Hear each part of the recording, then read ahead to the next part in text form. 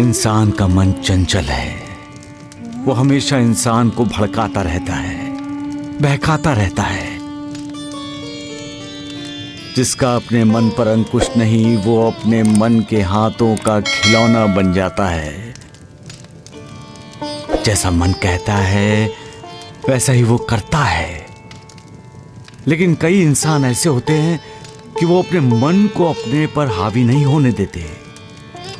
वो खुद अपने मन को काबू में रखते हैं और उसे उचित दिशा देते हैं, उसे मालिक के स्मरण में लगा देते हैं।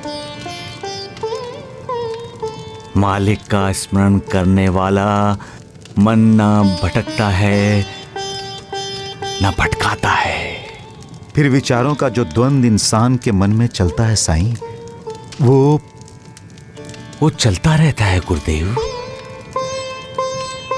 इंसान के मन में सत असत, विवेक अविवेक, विचार अविचार, पाप पुण्य, इनका द्वंद, इनका झगड़ा चलता रहता है। मालिक को स्मरण करने वाला मन ऐसे झगड़ों में असत, अविचार, अविवेक, पाप पर विजय पा लेता है। और मालिक से ईर्ष्या करने वाला मन असत, अविवेक, अविचार और पाप के अधीन हो जाता है। नफरत, ईर्ष्या, द्वेष, अहंकार, इनके अधीन होने वाले इंसान के मन में जब इसी तरह का झगड़ा चलता है और उसमें सत, विवेक, पुण्य का पलड़ा भारी हो जाता है, तब इंसान अपनी ही मानसिक शांति खो बैठता है। कभी कभी उसका मानसिक संतुलन बिगड़ जाता है, क्योंकि अपराधी मन न इंसान को जीने देता है न मरने देता है। धीरे धीरे रे मना, धीरे सब कुछ होए। माली सींचे 100 घड़ा, ऋतु आए फल होए। मन में धीरज रखने से सब कुछ होता है। अगर कोई माली किसी पेड़ को 100 घड़े पानी से भी सींचे, तो भी फल तो ऋतु आने पर ही लगेगा।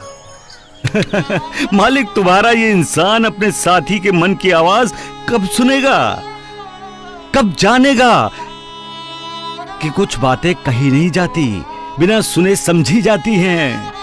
कभी कभी आंखें भी बोलती हैं और आंखों से बहने वाले आंसू भी बोलते हैं। मालिक, कब जानेगा इंसान मन की भाषा? कब?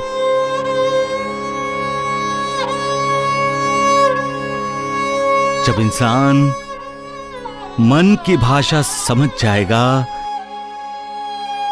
उस समय इंसान ना तो कभी दुखी होगा और ना कभी परेशान। मालिक, असली चोर तो मन होता है। मन ही इंसान को लालची बनाता है। मन ही उसे अपराध करने के लिए उकसाता है। मन को शायद कोई शाप मिला है।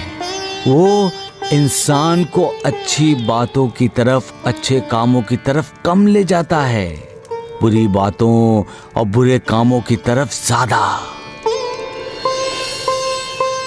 मन बड़ा खुदगर्ज होता है। सबसे पहले अपना सोचता है, अपना भला, अपनी खुशी, अपना बचाव, और उसके लिए वो दूसरों का नुकसान करते वक्त जरा भी नहीं हिचकिचाता। लेकिन जब मन साफ होता है, उजला होता है, तब उस पर मालिक की कृपा होती है। कभी मन पछताता है। वही मन इंसान को सच्चाई के सामने झुकने को कहता है। वही मन सारे संसार के सामने अपने आप को दोषी कहने के लिए तैयार कर लेता है। चोरी लालच भी करवाता है और चोरी मजबूरी भी करवाती है।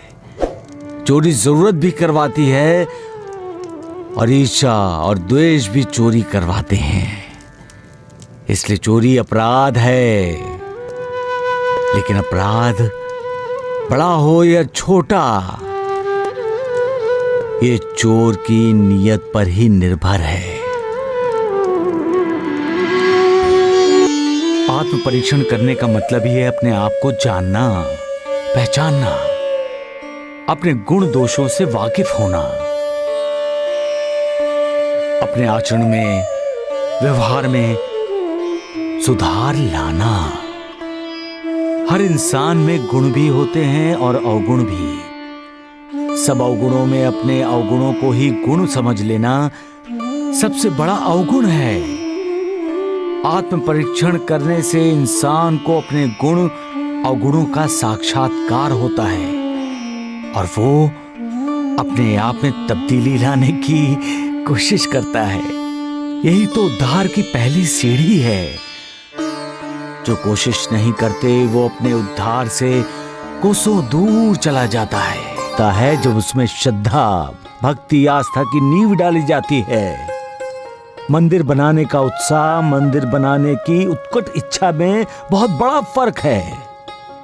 उत्साह का विलय हो जाता है, परंतु उत्कट इच्छा का विलय नहीं होता, क्योंकि वो हमारी दिली तमन्ना होती है, हार्दिक इच्छा होती है, हमारे दिल की आवाज होती है, जिसे आकार देने के लिए, मूर्त स्वरूप देने के लिए हम जी जान लगा देते हैं। जब हम अपना तन, मन, धन मालिक के चरणों में लगा देते हैं, जब हमारा श्वास मालिक होता है, जब हमारी प्यास मालिक होती है, और जब हमें सिर्फ और सिर्फ मालिक को पाने की चाह होती है, तब हमारी इच्छा सर्वोच्च बिंदु पर होती है।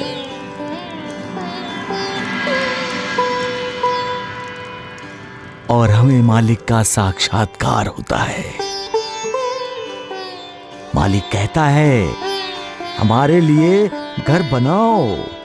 इस घर को ही हम मंदिर कहते हैं। इसका अर्थ है कि शंकर भाव की आप परीक्षा लेना चाहते हैं ना साईनाथ?